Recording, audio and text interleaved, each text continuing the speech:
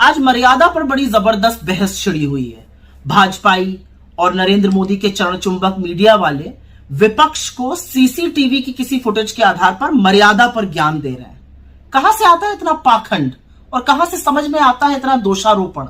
मुझे एक बात बताइए, मर्यादा का सारा ठीकरा सिर्फ विपक्ष को ही उठाना है और सिर्फ विपक्ष पर ही मर्यादा का ठीकरा फोड़ना है, सत्ता पक्ष की कोई भूमिका नहीं है।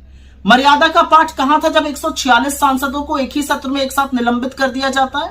मर्यादा का पाठ कहां था जब विपक्षी सांसदों का माइक बंद कर दिया जाता है, नेता प्रतिपक्ष बोलता है, स्पीकर को दिखाया जाता है, तब मर्यादा का पाठ कहां था? मर्यादा का पाठ कहां था जब हमारी होनहार बेटियों को सड़कों पर रौंदा जा रहा था और पीएम मोदी बृजभूषण सिंह के साथ खड़े हुए थे, तब कहां था मर्यादा का पाठ? तो मर्यादा का ठीकरा विपक्ष पर फोड़ना बंद कर दीजिए। मर्यादा तो तब पूछी जानी चाहिए थी जब 2 घंटे 14 मिनट की स्पीच में सदन मणिपुर को न्याय दो के नारों से गूंजता रहा, लेकिन संसद टीवी ने एक बार भी नारों के पीछे के जो चेहरे थे उनको नहीं दिखाया, एक बार भी विपक्ष को नहीं दिखाया। तब सवाल नहीं पूछा गया आप लोगों से। जनादेश का पालन करना मर्यादा है और जनादेश यह है कि अहंकारी सत्ताधीशों को नकेल कसकर रखी जाए, उनको जवाबदेह बनाया जाए। मर्यादा सच बोलने में है, मर्यादा झूठ का पर्दाफाश करने में है, मर्यादा अन्याय के खिलाफ डटकर खड़े होकर न्याय की लड़ाई लड़ने में है, जो विपक्ष कर रहा है, जो राहुल गांधी कर रहे हैं, जो कांग्रेस पार्टी कर रही है। असलियत तो यह है कि मणिपुर 1 साल 3 महीने से जल रहा है। असलियत यह भी है कि मणिपुर में जो विवाद है वो 2 समुदायों के बीच में है। 2 सांसद वहां के उन 2 समुदायों का प्रतिनिधित्व करते हैं। एक सांसद बोल चुके थे, एक बोलना चाहते थे।